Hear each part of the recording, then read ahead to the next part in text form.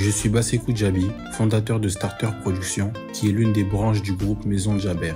Avec le poids de son histoire sur le dos, qui divise les concitoyens et est souvent source de conflits, la Guinée est un pays riche en ressources naturelles, considéré comme scandale géologique au vu des conditions de vie de sa population. Avec toujours pour souci d'impacter, à travers son activité, Starter Productions lance avec Bambo Girassi, ici en Guinée, pour vous éclairer sur des faits marquants de notre société. Comme on dit, celui qui ne connaît pas son histoire est condamné à la revivre.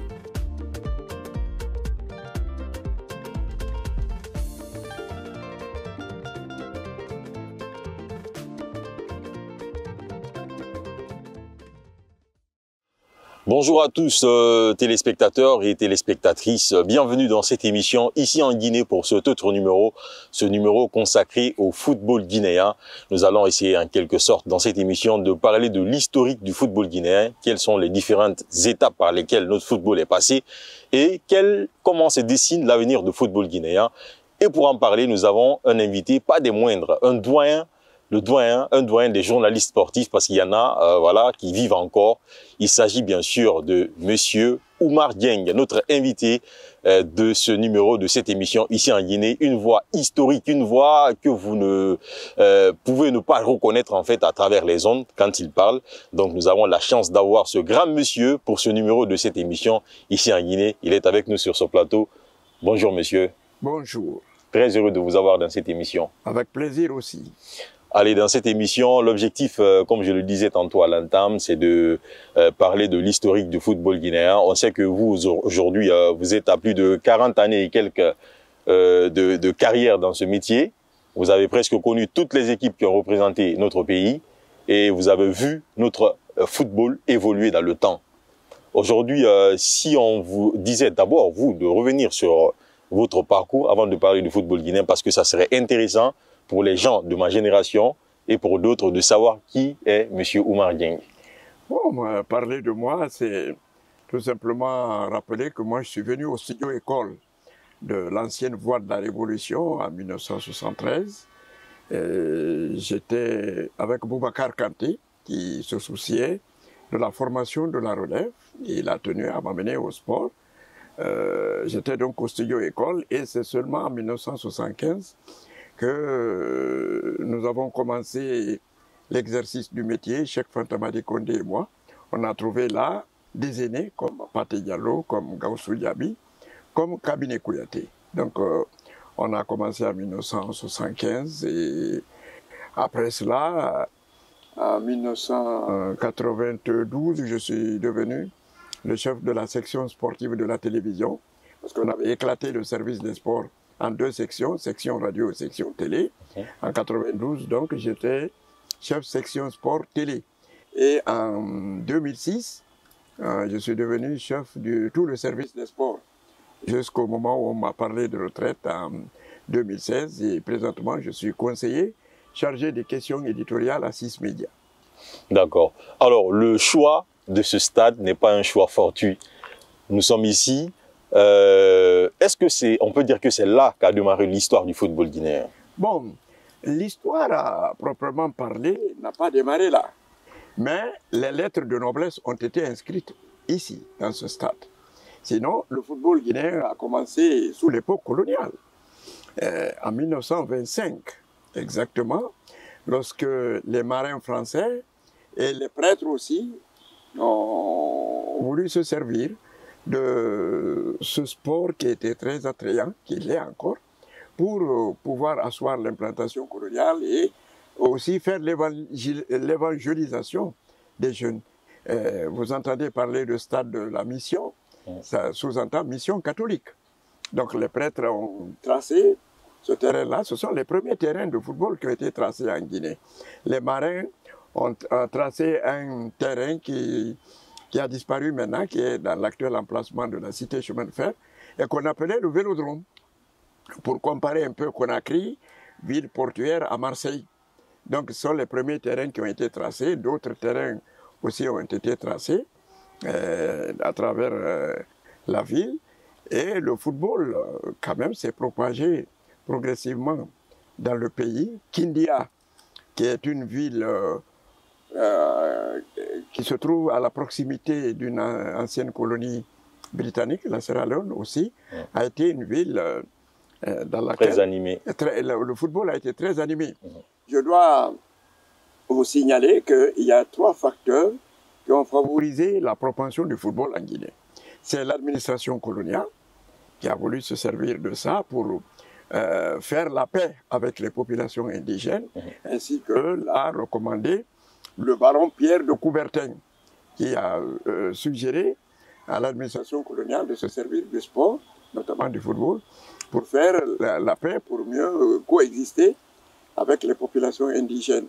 Il y a l'administration coloniale, il y a l'Église catholique, et il y a la proximité d'une ancienne colonie britannique. Vous savez, le football, il vient de l'Angleterre. Donc les anciennes colonies britanniques, comme la Sierra Leone, le Ghana, l'Égypte, ont connu le football avant les anciennes colonies françaises. Évidemment. Donc les villes frontalières étaient bien placées pour subir un peu cette influence de la Sierra Leone, ce qui fait que Kindia a été, quand d'ailleurs on le disait si bien, une pépinière du football guinéen. Donc ça a commencé en Basse-Guinée, dans les années 20. Dans les années 30, c'est parti en Haute-Guinée. Vous savez que la colonisation est rentrée par le nord, c'est-à-dire par la Haute-Guinée. Donc l'administration coloniale s'est servie aussi du football pour mieux s'implanter. Il y avait des clubs là-bas qu'on appelle AS Cheminot. Le chemin de fer aussi a beaucoup joué. Donc la Haute-Guinée dans les années 30, la Guinée forestière dans les années 40, l'Église a beaucoup influencé. Le foot a été la dernière région à connaître le football dans les années 50. Pourquoi? Parce que les familles étaient très orthodoxes et on voyait ces garçons qui veulent jouer au ballon, des gens qui ne veulent rien faire, qui désertent l'école coranique et qui s'en vont pour se livrer à quelque chose qui ne sert à rien. Donc d'ailleurs pendant très longtemps, les salles du Fouta ont maudit le football, donc difficilement le football s'est installé là-bas. Mais il y a eu des équipes et finalement le football s'est installé en commençant par la ville Carrefour. Là, il y a la proximité, il y a l'influence du chemin de fer, de l'église, etc., etc. À Conakry, il y a eu des clubs qu'on appelle Racing Club, Société Sportive de Guinée, SSG Mamaya. Il y a eu Jeanne d'Arc, ça c'est le club de l'église catholique. À Mamoun, la S Cheminot, à Cancan, et aussi l'Olympique de l'Abbé, etc., etc. À vous écouter, on comprend tout de suite que l'histoire du football guinéen n'a pas commencé, ici dans ce stade, parce que pour ma génération, il faut le rappeler, nous sommes au stade de 28 septembre. Pour ma génération, en fait, quand on nous parle de football guinéen, on voit tout de suite AFIA 77. On se dit que c'est là qu'a démarré la gouloire, en fait, ou toutes les gouloirs du football guinéen. Est-ce qu'on peut un peu parler de cette rigueur, en fait, qu'il y avait dans ce football, ce qui a fait que la Guinée s'est fait remarquer tout de suite en matière de football à la sous-région, bien avant de venir dans le temps des Titi Camara, à remonter au temps des Fodé Mansaré, jusqu'à venir au temps de Ibrahim Traoré et Nabi Keita aujourd'hui. Bon, l'histoire du football guinéen, c'est 3 étapes. L'époque coloniale, l'époque de la Première République, ça c'est de 1958 à 1984. C'est à cette époque qu'on parle de la FIA 77. Voilà. Et à partir de 1984, le changement de politique sportive dû au changement de politique tout court, on est rentré dans le libéralisme. Donc, à partir de 1984 jusqu'à nos jours, c'est la politique libérale. On va se focaliser un peu sur le AFIA et la rigueur en fait ce qui a caractérisé le football. Laissez-moi vous dire, lorsque on a accédé à l'indépendance, tous ces clubs du temps de la colonisation ont été dissous. Et le Parti démocratique de Guinée et le nouveau gouvernement guinéen ont refait les structures du sport en les indexant sur les structures du parti. Il y avait les équipes de quartier, les équipes de section, les équipes de fédération qui correspondent à la ville, et au niveau nationales, il y a les sélections nationales. Donc le football est passé d'un instrument religieux à un instrument politique. Et non, oui, et religieux et parfois de l'administration coloniale. C'était des clubs qui se formaient selon la liberté d'association, les clubs sous l'époque coloniale. Mais après l'indépendance, ce n'était plus la liberté d'association. Tu résides dans tel quartier, tu dois jouer pour l'équipe du quartier. Bon, certains joueurs de l'époque coloniale qui avaient atteint un certain niveau, parce qu'il y avait la coupe au niveau de l'Afrique occidentale française, qu'on appelait la coupe de l'AOF, dont les phases finales se jouaient à Dakar. La Guinée même a remporté en 1950 avec le Racing Club. Il y avait des joueurs de haut niveau qui se sont dit, mais non, je ne peux pas moi descendre au niveau du quartier, jouer avec des joueurs du quartier. Donc certains d'entre eux ont délaissé, mais d'autres se sont adaptés à la nouvelle politique et à la nouvelle structure, et ils ont composé les équipes de quartier, les équipes de section, qui sont sélectionnées à partir des compétitions de quartier, et les équipes fédérales qui sont sélectionnées à partir des compétitions de section. Et au niveau national, il y avait le championnat national et la Coupe PDG. Ce sont des compétitions qui étaient très animées. C'est à partir de ces compétitions-là que les meilleurs étaient sélectionnés pour composer l'équipe nationale. Mais dans cette histoire du football guinéen de la Première République, il faut noter l'année 1968 a été une année charnière, parce que l'année 1968 a été une année qui a vu le football guinéen célébrer ses 10 ans, de 1958 à 1968. Et il y avait des compétitions. Il y avait la Coupe PDG, par exemple, l'équipe de Conakry 1 a remporté souvent. En 1963, l'équipe de Kindia a remporté. Et quand l'équipe de Kindia a remporté la Coupe PDG, l'année suivante, la CAF a instauré la Coupe d'Afrique des clubs champions, qu'on appelle aujourd'hui Ligue des champions. Et c'est le président Kwame Nkrumah, par souci de panafricanisme et de rassemblement de la jeunesse africaine, a déposé le trophée. Le trophée portait son nom. La Guinée a dit, l'équipe qui a remporté la Coupe PDG doit jouer la Coupe Kwame Nkrumah. Donc ce n'est pas un club de la capitale qui a joué pour la première fois la Coupe d'Afrique des clubs champions, qu'on appelle aujourd'hui Ligue des champions. C'est Kindia. Mais Kindia qui avait des internationaux. Les Fodé Fissa, les Silla Suleiman et autres. Mais la Guinée quand même parvient à travers un de ses clubs à remporter cette coupe. Oui, j'en viens à l'hégémonie et à l'émergence du Afia. On veut savoir, parce que jusque-là... Laissez-moi vous expliquer. D'accord.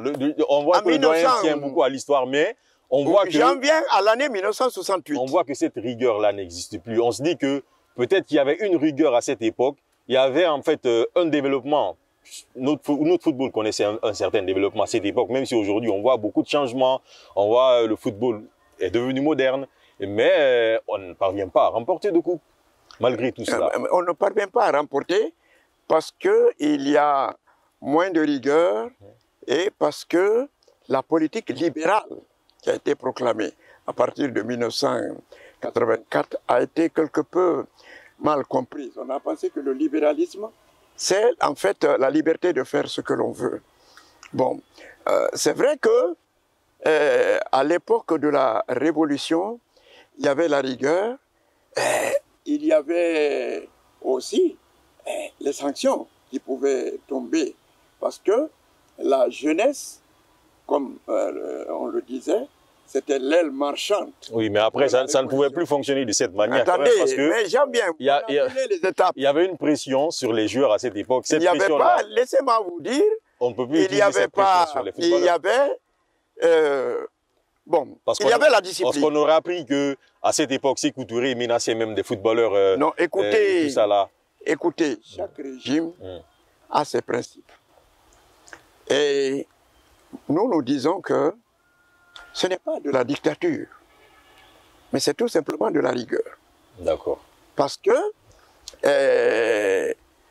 la défaite était considérée à l'époque comme, si vous voulez, une défaite de la révolution. On estime que la JRDA, la jeunesse de la Révolution démocratique africaine, est l'émanation du peuple de Guinée et de sa révolution. Et donc, quand l'équipe guinéenne était battue, cela était considéré comme une défaite de la révolution. C'était intolérable. En principe, c'est ce même patriotisme en fait qui devait exister chez nos joueurs. Mais parce qu'aujourd'hui, quand l'équipe nationale est battue aujourd'hui, c'est tout le peuple qui se sent battu, c'est une déception totale. L'engouement. Est-ce qu'on peut dire que ce même patriotisme n'existe plus aujourd'hui chez nos joueurs? Il faut se dire là, bon, c'est comme ça qu'on voit les choses. On se dit que non, maintenant c'est plus ce même patriotisme. Nos joueurs ne veulent plus mouiller le maillot. C'est un manque de considération à notre drapeau. Vous me laissez vous expliquer. Vous parlez des succès de la Révolution, autant de la Révolution. Mais le football a quand même évolué. Le football a évolué. Parce que l'histoire du football en Guinée ne s'est pas limitée quand même qu'à la Révolution. On a évolué avec le temps. On est en train de brûler les étapes.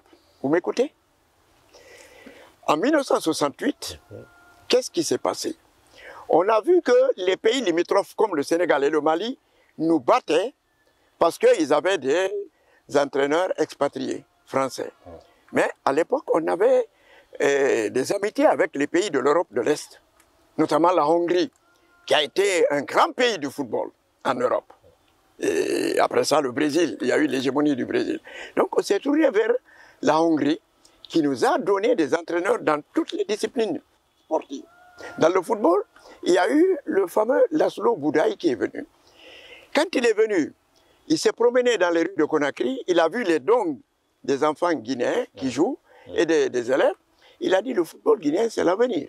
Il a composé ce qu'on a appelé l'université club, composé d'élèves et d'étudiants qui sont aptes à assimiler les techniques. C'était les Maximes, les Kamous Mantolo, les Guinéens. Voilà, c'était une sorte en fait, de crème. J'anticipe les questions. J'anticipe les questions parce que on a que 24 minutes pour l'émission. C'est pourquoi j'essaie un peu d'anticiper les questions. Ah, d'accord. Voilà, d'avancer un peu là-dessus. Toujours en parlant de ce football guinéen, on sait que, en fait, on a des stades. On a des stades. Mais à part le stade du 28 septembre, on a eu du mal en Guinée, par exemple, à avoir un deuxième stade. C'est quoi ce grand retard que le football guinéen connaît par rapport aux autres pays? Même avec le nouveau stade que nous avons en Ongo, c'est un stade qui a vraiment pris du temps avant que ça ne se termine. Oui, mais ça, c'est parce que au lendemain du 3 avril 1984, je vous ai dit que toutes ces rigueurs-là n'étaient plus là, c'était le libéralisme. Dans un premier temps, le gouvernement militaire, le CMRN, avec à la tête Lansana Conté, le gouvernement a dit, nous, on a d'autres priorités qui ne soient pas, à l'heure là, de construire des stades. Non, il n'a pas été délaissé, mais les priorités étaient tout d'abord de se faire reconnaître sur le plan international.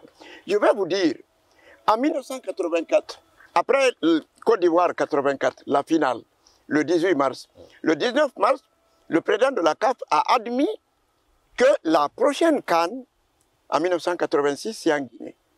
Ça, c'était le 19 mars. Le 20 mars, nous sommes revenus à Conakry. Le 26 mars, il y a eu le décès du président Ahmed Sékou Touré et le sommet de l'OUA qui était prévu en Guinée en 1984 et la CAN de 1986 tombée à l'eau. Donc c'est pas la première fois qu'on annule en fait l'organisation d'une CAN en Guinée. C'est pas la première fois. Il y a longtemps, j'ai dit, j'ai peur que l'histoire ne se répète. De la Côte d'Ivoire à la Guinée, dans l'organisation de la CAN, dans la succession. Donc, moi je dis, ce sont les gouvernements qui se sont succédés qui n'en ont pas fait leur préoccupation. Sinon, en 2014, on nous a attribué l'organisation d'une Coupe d'Afrique des Nations, qui était maintenant passée à 6 poules. Si on attribue à la Guinée l'organisation d'une Coupe d'Afrique des Nations, c'est le gouvernement guinéen qui a présenté la candidature. Il appartenait au gouvernement guinéen, depuis 2014, de se mettre à l'œuvre pour construire les stades à l'intérieur, les hôtels, les aéroports, les autoroutes. À cette allure, est-ce que vous voyez en fait dans le futur, disons en 10 ans, après cette année, est-ce que vous voyez la Guinée organisée? Je dis, le défi est lancé à la Guinée. Parce que nous avons été un grand pays de football. Moi, je ne vais pas laisser vous expliquer comment. Mais on a été un grand pays de football. parce qu'il y a eu les 3 coupes du AFIA. Le Sili national en 1976 a dominé la CAN, même si le Maroc l'a remporté. Un autre club guinéen a remporté la coupe des vainqueurs de coupe qu'on appelle aujourd'hui la coupe de la CAF. Bon. Et aujourd'hui, la politique libérale fait que les jeunes Guinéens vont dans les clubs professionnels, ils se forment dans les centres de formation. Les centres de formation aussi commencent à se créer un peu partout en Guinée. Je pense que nous nous sommes remis dans la trajectoire de la voie moderne. Là où le Sénégal, la Côte d'Ivoire, le Mali combattaient avant, même chez eux, là où ils ont pris une certaine longueur d'avance sur la Guinée, c'est quand ils ont compris que le football a émigré de la rue vers l'école. Ils ont créé les centres de formation. Sol Béni d'Abidjan, le centre Salif Keita de Bamako, Génération Foot de Dakar. Et maintenant, on est en train de créer aussi les centres de formation. Comment est-ce qu'on peut peindre aujourd'hui, à voir l'histoire du football guinéen? Est-ce qu'on peut dire que c'est un football qui avance bien, ou plutôt, franchement, c'est un football de déception en fait? Parce que, voilà, c'est un football, je vais vous dire les atouts sur lesquels nous reposons. Il y a l'engouement populaire. Il y a l'appui du gouvernement, de l'État. Le peuple guinéen aime quand même le football. Voilà, le peuple de Guinée aime. Il y a les dons des jeunes Guinéens. Mais à côté de ça, il faut ajouter la formation. Il manque les infrastructures. Et il s'est créé maintenant le football business. Exactement. Ce n'est plus, comme on dit, le football d'animation et de divertissement. Et le football est rentré dans les affaires. Et quand il y a argent, ça crée des problèmes. C'est le nerf de la guerre. Ce qui fait qu'il y a des crises. En parlant de cela, problèmes de personnes. On va s'intéresser à l'administration du football guinéen. C'est une administration, comme vous le savez, qui traverse une crise. Qui bat de l'aile. Qui traverse une crise et à la place d'une fédération qui, quand même, bon an, mal an, était en train de remettre le football guinéen sur de bonnes bases avec Antonio Suarez, ça il faut le dire. On a mis un comité de normalisation, un CONOR, qui ne fait que des conneries. Est-ce que ça, je vous le dis. Les acteurs du football sont désignés aujourd'hui. Quand vous dites qu'ils font des conneries, ça veut dire? Je vous donne un exemple. Tous les succès que le football guinéen a eu, on l'a eu, certains avec des experts guinéens, d'autres avec des experts étrangers. Nos footballeurs vont à l'extérieur pour jouer. Des footballeurs africains viennent en Guinée pour jouer. Si aujourd'hui, un pays africain prend un Guinéen comme sélectionneur national, on ne l'empêchera pas de partir. Il partira. Mais le comité de normalisation a dit non, il faut que le sélectionneur du Sili national soit exclusivement un Guinéen. Moi, je veux bien, à compétence égale, priorité aux Guinéens. Mais si demain le Brésil nous donne un entraîneur qualifié dont on pense qu'il fera mieux, on va le refouler parce qu'il n'est pas Guinéen. Vous pensez qu'on ne devrait jamais tenter avec un...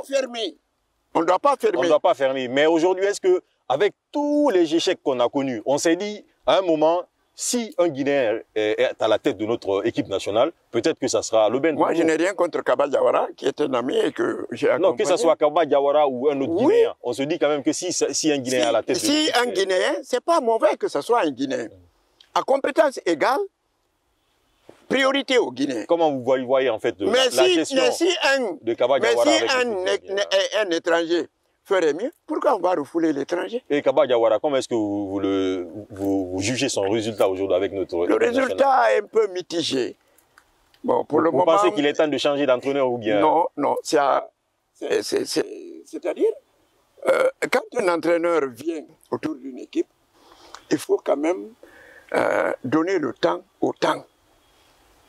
Kaba Diawara a commencé, on sent qu'il connaît le football, il a joué. On a réussi des bons résultats, par exemple le match nul avec l'équipe du Sénégal, qui finalement a remporté la coupe, c'était un bon résultat. Mais au fil de la compétition, il m'a semblé qu'il a oublié ce que lui-même il a pratiqué, parce que quand tu vas dans une compétition de poule où tu as 3 matchs, tu as déjà joué 2 matchs, tu es qualifié, le 3e match, essaye les jeunes. S'il avait fait cela contre le Zimbabwe, les Naby Keita n'allaient pas avoir de carton, Fodé n'allait pas se blesser. C'est une équipe guinéenne en pleine forme qui allait jouer contre la Gambie. C'est pas la Gambie qui allait nous éliminer. On se dit aussi que le football guinéen, en fait, cette année, par exemple, il y a une équipe qui représente. Et l'année prochaine, on voit cette même liste changer. On voit d'autres joueurs venir. Ce qui fait que les joueurs ne se connaissent pas. Au final, on n'a pas d'équipe. Bon, il appartient aux sélectionneurs toujours de voir les meilleurs Guinéens, qu'ils soient dans le championnat local ou dans les championnats étrangers. Mais comme je vous l'ai dit, il faut donner le temps au temps. Par exemple, Alioune Cissé du Sénégal, c'est pas cette année avec la CAN de 2022 qu'il a commencé avec l'équipe du Sénégal. Il a eu le temps de connaître cette équipe, de la forger, de la reforger. Je pense qu'on peut accorder à Kaba Diawara ce sursis-là. En parlant voilà. De Kaba Diawara comme entraîneur guinéen, comme Guinéen à la tête de l'équipe nationale, aujourd'hui on pense aussi que les joueurs du championnat guinéen peuvent mieux représenter notre équipe nationale, mais qui sont laissés pour compte. Bon, vous savez, il y en a qui disent que les championnats européens sont plus rigoureux, plus animés, mais l'équipe nationale locale, par exemple, qu'on a eu à voir au championnat d'Afrique des Nations. 2 fois, cette équipe-là est allée jusqu'en demi-finale. Nous pensons que dans cette équipe, il y a des joueurs qui ont leur place. Dans le Sidi national de Guinée. Vous savez, dans l'équipe nationale A, même si individuellement pris, les joueurs sont de grande qualité. Mais c'est la cohésion d'ensemble, l'habitude de jouer ensemble, c'est ça qui fait défaut. Parce que les clubs ne libèrent pas les joueurs à temps. Il y a les clauses libératoires de la FIFA qui sont de 6 jours, si ça n'a pas changé, 3 jours avant le jour du match, plus le jour du match, plus 2 jours pour toi de rejoindre ton club. Donc la cohésion, les joueurs ne sont pas tout le temps ensemble. Ce qui n'était pas le cas du AFIA d'avant. Le AFIA d'avant, c'était des camarades de classe, certains, qui se connaissaient très ils sont dans les quartiers. Maxime et Petit Sori sont des copains de tout le temps. Donc, il y a la complicité et il y a la cohésion. On se connaît mieux. Voilà, moi je pense que... On est malheureusement pris par le temps, doyen. Voilà. Excusez-moi de vous interrompre de cette manière. Je pense qu'on ne va pas pouvoir tout dire dans cette émission, mais je pense qu'on a quand même dit l'essentiel. On connaît un peu comment a débuté le football que le guinéen. gouvernement guinéen se mette à la tâche pour construire les infrastructures et que la Guinée relève le défi d'organiser la Coupe d'Afrique des Nations. Doyen Oumar Dieng, merci beaucoup d'avoir accepté notre invitation. Ça en est fini pour ce numéro avec Starter Production. Ici en Guinée, c'est le nom de l'émission. Merci à tous de nous avoir suivis. À très bientôt pour un autre numéro. Avec Starter, réalisez vos projets audiovisuels. Nous intervenons à chaque étape de la conception de vos réalisations photos et vidéos avec une expertise tout droit importée d'Europe. Support digital, documentaire, vidéo institutionnelle, événementiel ou promotionnel. Starter collabore à divers projets impliquant des entrepreneurs, des sociétés, des institutions publiques et privées, des personnalités politiques ou des associations. Ces expériences nous ont permis de voyager et d'élargir nos horizons à travers le monde. D'autre part, Starter a parcouru une grande partie de la Guinée en réalisant des documentaires sur les différents aspects de sa société. Vous avez un projet à réaliser, pour nous joindre, c'est simple. Contactez le 625 33 54 78 625 33 54 78.